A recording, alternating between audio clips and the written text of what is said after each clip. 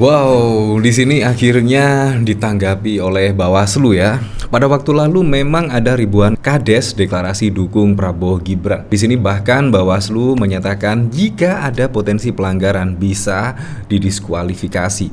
Nah, pertanyaannya, menurut saya apakah berani Bawaslu mendiskualifikasi paslon? Nah, itu pertanyaan yang paling mendasar sih. Di sini bahkan juga dikomentari oleh Denny Siregar. Udah sih, tapi ya kita lihat aja. Biasanya hasil akhirnya bisa ditebak. Ya, pasti pertanyaan para netizen-netizen pasti apakah pernah ada paslon didiskualifikasi? Yaitu ketika memenangi pilkada atau seperti apa. Nah, dari sini saya menemukan sebuah artikel yaitu di sini dari website Bawaslu. Di sini yaitu terbukti TSM Bawaslu diskualifikasi pemenang Pilkada Bandar Lampung. Jadi di sini pernah ya mendiskualifikasi yaitu pada pemenang Pilkada Bandar Lampung pada waktu lalu.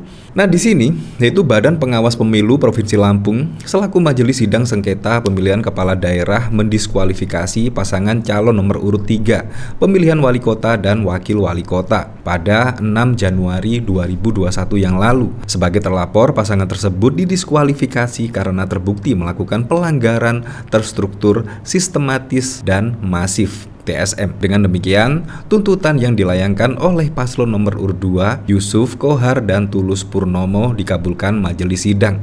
Sidang putusan dipimpin Ketua Majelis Fatik Hatul Korea yang juga sebagai Ketua Bawaslu Lampung bersama 6 anggota majelis sidang lainnya, yakni Muhammad Teguh, Tamiri Suhaimi, dan lain sebagainya. Nah, jadi di sini pernah ya kejadian seperti itu, yaitu melakukan pelanggaran TSM, yaitu terstruktur, sistematis, dan juga masif. Nah, apakah di sini yaitu terkait ribuan kades di sini deklarasi dukung Prabowo Gibran, apakah termasuk pelanggaran TSM, tersistem, terstruktur, dan juga masif?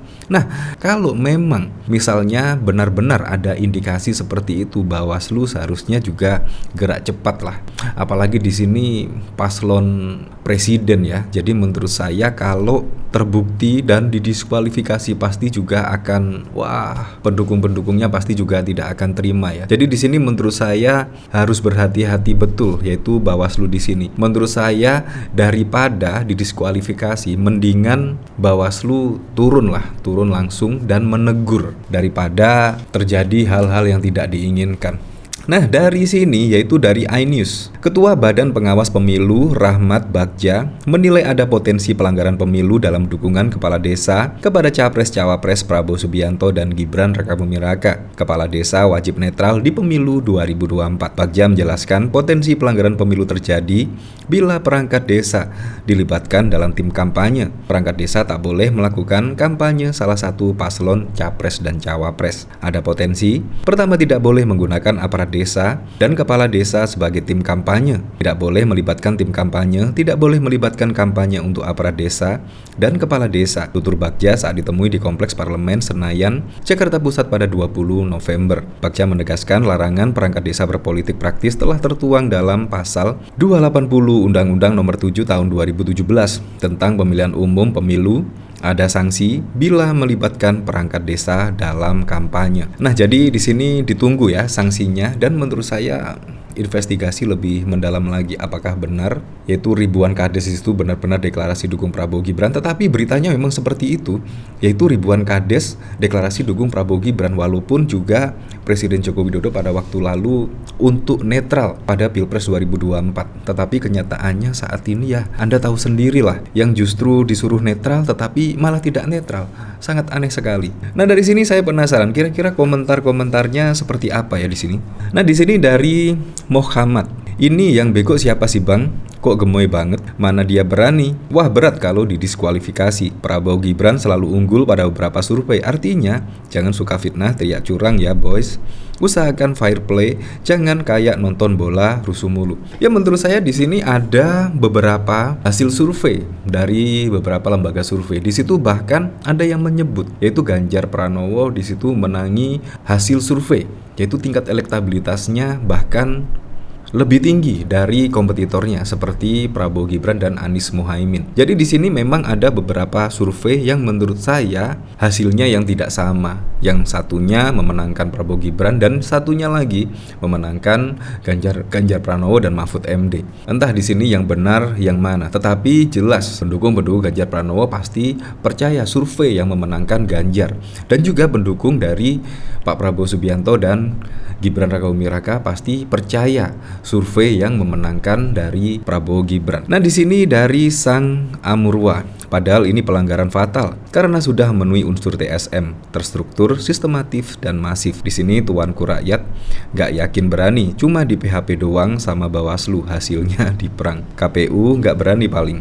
Coba aja kalau berani pengen hilang tak. Sejak SP ambil langkah aneh mendadak deklarasi Anies, gua kok jadi mikir itulah awal semua sinetronnya. Jadi sebenarnya nomor undian paslon itu bukan 1, 2, 3 tapi 1A, 1B, 3 paslon 3 dikeroyok gerombolan kadrun. Bawaslu ini masuk kategori pelanggaran pemilu kecuali yang bersangkutan didukung oleh presiden yang sementara berkuasa. Sah. Judul nggak meyakinkan, nggak bakalan kejadian. Yang penting orang-orang yang hadir dan terbukti beri dukungan, apalagi menurut laporan Kompas ada yang pakai baju dengan nomor di dada dan gambar di punggung. Bisa dipecat aja dari aparat atau kepala desa. Bawaslu masih tidur atau udah bangun tapi di sisi ranjang yang salah. Ya seperti itulah. Jadi memang di sini harus tegas ya, yaitu Bawaslu, badan pengawas pemilu di sini.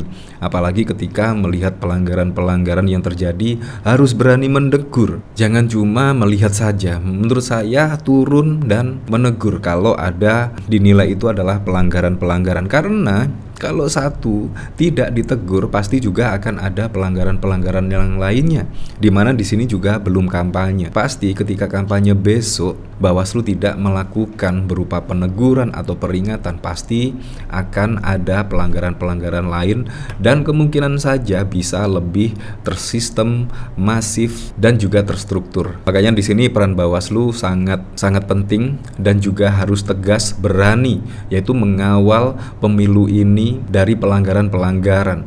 Ya, saya sangat salut sekali pada waktu lalu terbukti melanggar yaitu TSM tersebut, bahkan juga paslon tersebut didiskualifikasi. Nah, apakah di sini Bawaslu akan berani melakukan hal tersebut? Ya, kita tunggu saja gebrakan dari Bawaslu. Ya, apapun itulah untuk Pilpres 2024 mendatang, semoga saja berjalan dengan aman, berjalan dengan lancar, dan yang paling penting berjalan dengan jujur dan juga adil.